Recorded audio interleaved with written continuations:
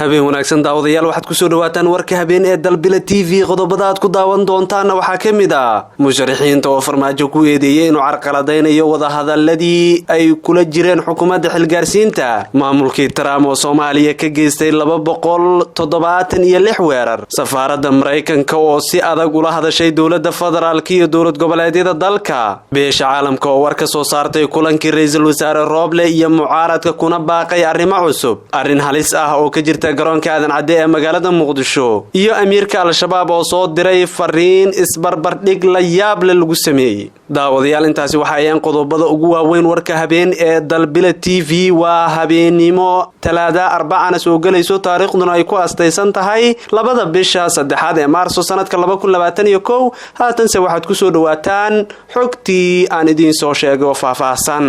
golaha midowga musharaxiinta ayaa uga digay madaxweynaha muddaxleedkiisu dhamaaday ee Soomaaliya Maxamed Cabdullaahi Farmaajo inuu carqaladeeyo wada hadalkii u socday Maxamed Xuseen Roble ra'iisul wasaaraha xukuumadda xilgaarsiinta iyo golaha midowga musharaxiinta war-saxaafadeed ka soo saaray shir ay maanta ku yeesheen hoteelka Jasiira ee magaalada Muqdisho ayaa ku baaqay in fursad la siiyo wada xaajoodkooda oo bilowday toddobaadkii la soo dhaafay Cabdiraxmaan Cabdishakuur Warsame hogaamiyaha xisbiga mucaaradka ee Wadajir oo war murtiyeedka golaha u aqriyay saxafiyiinta ayaa ka dhawaajiyay in Farmaajo uusan sharciyad u haysan inuu shir iskugu yeero madaxda maamulada dalka Warsame oo ku hadlayay afka midowga musharaxiinta ayaa muujiyay in ay rumaysan yihiin in shirkaas Farmaajo uu ku dhawaaqay uu carqalad ku yahay wada xaajoodka golaha iyo xukuumadda xilgaarsiinta uga socda magaalada Muqdisho caasimadda wadanka maamulkii Trump ayaa Soomaaliya waxa uu ka geystay 276 weerar hay-adda fadhigeedu yahay dalka Britain oo diiwaan gelisa dadka rayidka ee waxyeelada ka soo gaartay colaadaha laguna magacaabo Airwa ayaa waxa ay sheegtay in weeraradii uu Mareykanku ku qaaday xilliga uu talada hayay madaxweyne Donald Trump ay aad uga badnaayeen waqtigii madaxweynayaashii ka horreeyay ee Mareykanka Barack Obama iyo George W. Bush hay-adda oo wax ka qortay wadamada Soomaaliya, Liibiya, Syria, Iran, Iraq iyo Pakistan ayaa sheegtay in maamulkii Trump uu Soomaaliya ka geystay 276 weerar oo cirka iyo dhulka isugu jira intii u dhaxaysay sanadkii 2017 ilaa 2021 waxa ayna sheegtay in weeraradaas 205 kamid ah rasmi ahaan aan la shaacin taas marka la barbar dhigo xilligii ay talada hayeen Barack Obama iyo George W. Bush hay-addu waxa ay sheegtay in Soomaaliya Mareykanku uu ka geystay 67 howlgal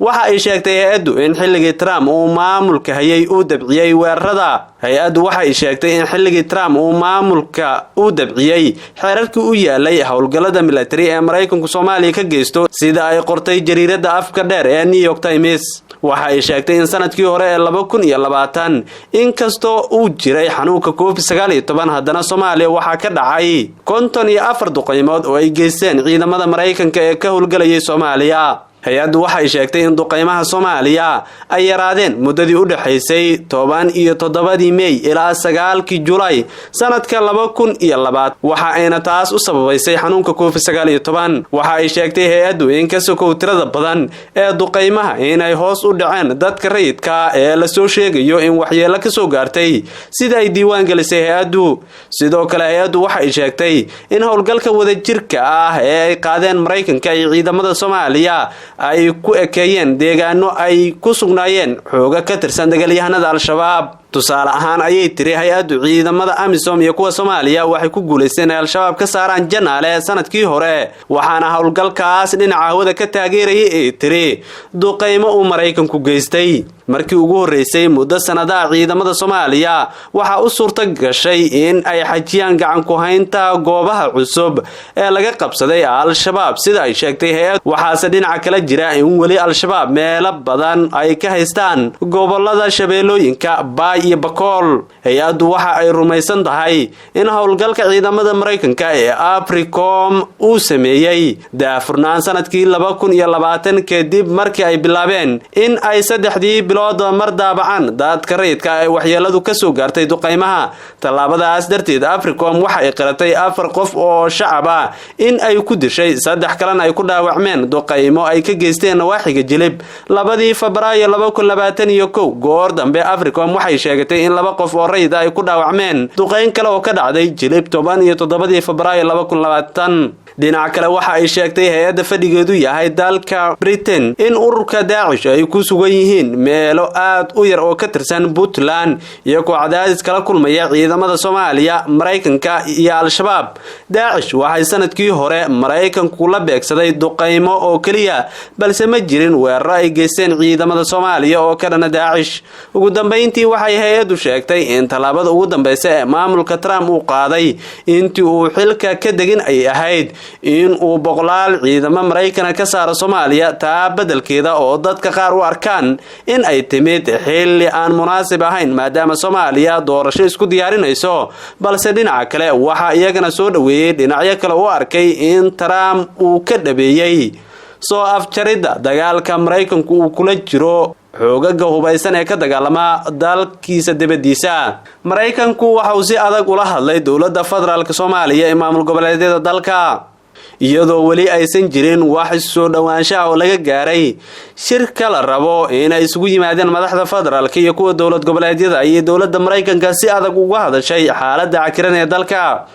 safaaradda Mareykanka ee Muqdisho ayaa qoraal ay soo dhigtay barteeda Twitter-ka waxa ay kaga digtay in madaxda dowladda federaalka iyo kuwa xubnaha ka ah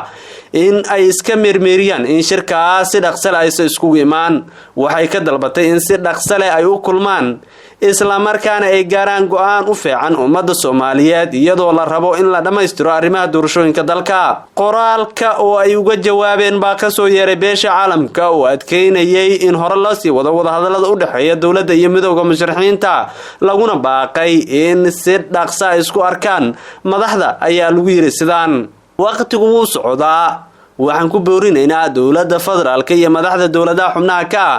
in ay hadda kulmaan oo ay sameeyaan wax u wanaagsan dadka Soomaaliyeed lana qabto doorasho dhameystiran ayaa lagu yiri bayaanka. dhanka kale beesha caalamka ayaa waxay war ka soo saartay kulankii Rooble iyo sidoo kale golaha midowga musharaxiinta. beesha caalamka oo soo dhaweysay wadahadallada ay yeesheen dowladda federaalka Soomaaliya iyo golaha midowga musharaxiinta kaas oo markii labaad shalay ay isku arkeen magaalada Muqdisho. saaxiibada beesha caalamka waxay soo dhaweynayaan sii socoshada wadahadallada 1 Maarso ee u dhaxeeyay ra'iisul wasaaraha xukuumadda federaalka Soomaaliya Maxamed Xuseen Rooble iyo golaha midowga musharaxiinta kadib shirkii guusha ku soo dhamaaday ee 25 Febraayo. saaxiibadu waxay ka codsanayaan ra'iisul wasaaraha iyo golaha midowga musharaxiinta madaxweynaha in ay ku talaabsadaan horumar ayaa lagu yiri qoraalka. inkastoo soo hadal qaadin baaqi xalay ka soo baxay fila Soomaaliya ee qeexayay in la isugu yimaado Khamiista shir ku taariikhaysan 4 Maarso haddana waxa ay ku baaqeen in si dhaqso leh isugu yimaadaan madaxda dowladda federaalka iyo dowlad goboleedyada si loo xalliyo arrimaha doorashooyinka dalka. waxaan sidoo kale ku boorinaynaa madaxda dowladda federaalka in ay qabtaan shir madaxeedka loo qorsheeyay maalmaha soo socda si loo xaqiijiyo qorshaha fulinta heshiiska 17 Sebtembar loona soo gabagabeeyo dib u eegista guddiga farsamada ee 16 Febraayo. geedi socodka doorashada ee ku bilowday iyadoo aanay jirin dib u dhac dambe ayay yiraahdeen beesha caalamka. dowladda federaalka iyo midowga musharaxiinta waxay fadhigooda labadaba ku gaareen go'aamo muhiim ah si wada jir loogu qabto dibadbax nabadeed oo ka dhaca magaalada Muqdisho 6 Maarso. sidoo kale lagu xulay guddi labada dhinac oo ka shaqeeya arrinkaas. arrin halis ayaa waxa ay ka jirtaa garoonka aadan cadde ee magaalada Muqdisho sida ilaa xog ogaal u sheegeen dalbila TV. la taliyaha caafimaadka COVID-19 ee wasaaradda caafimaadka Soomaaliya Dr. Maxamed Maxamuud Fuje oo la hadlay wariyaasha ayaa shaaca ka qaaday in arrin halis ay ka jirto garoonka aadan cadde ee magaalada Muqdisho taas oo uga sii dari karta soo laba kacleynta cudurka faafa ee COVID-19. Fuje ayaa sheegay in halista xanuunku uu sii faafayo dalka dhan uu gaarayo isla markaana loo baahan yahay in la qaado tilaabooyin degdeg ah oo lagu xakameynayo COVID-19. sidoo kale doctorka waxa uu tilmaamay in uu jiro shaki laga qabo in dadka dalka soo galaya ee ka soo degaya garoonka aadan cadde in ay wadaan warqado been abuur ah oo muujinaya in qofku caafimaad ka qabo COVID-19 balse maalmo kooban kadib jirkooda laga helo xanuunka sida uu hadalka u dhigay. la taliyaha caafimaadka ee xukuumadda Soomaaliya ayaa sidoo kale shaaca ka qaaday in dadkaas xanuunka u soo gudbiyaan ehladooda isla markaana ay sare u qaadayso kiisaska maalinlaha ee ay diiwaan geliso wasaaradda caafimaadka Soomaaliya. garoonka diyaaradaha waxaa waayihii dambe jiray tuhun la xiriira warqadaha ay wataan dadka ka soo degaya oo muddo kooban kadib xanuunka jirkooda laga helayo ama u gudbinaya eheladooda. waa in la hubiyaa warqadaha ay wataan, ayaa laga soo xigtay Dr. Fuje. waxa uu sidoo kale doctorka soo jeediyey in mar kale hubin caafimaad la marsiiyo. waxa uu sidoo kale soo jeediyey in mar kale hubin caafimaad la marsiiyo dadka kala duwan ee imaanaya dalka oo haatan xanuunku faraba'an ku hayo. meelaha laga soo gelayo waa in la hubiyaa caafimaadna la marsiiya oo la baara. dhaqaalaha ku baxaya waa in laga qaadaa qofka. muddada xilli huuriska cudurka waa in la dejiyaa hotel gaar ah oo lagu hubiyo qofka laga helo COVID-19 la geeyo goobaha gaarka ee bukaanada lagu daweeyo, ayuu hadalkiisa raaciyay Dr. Fuje. walaaca ayaa ku soo beegmaya xilli maalmihii dambe Soomaaliya laga soo warinayay kiisaska ugu badan maadaama xanuunka aad u soo laban kacleeyay. guud ahaan daawadayaal intaasi waxaa nooga eeg warka habeenee Dalbila TV. tan iyo intaa mar kale kulmayna waxaan kaga tegaynaa sidaa iyo nabadgelyo.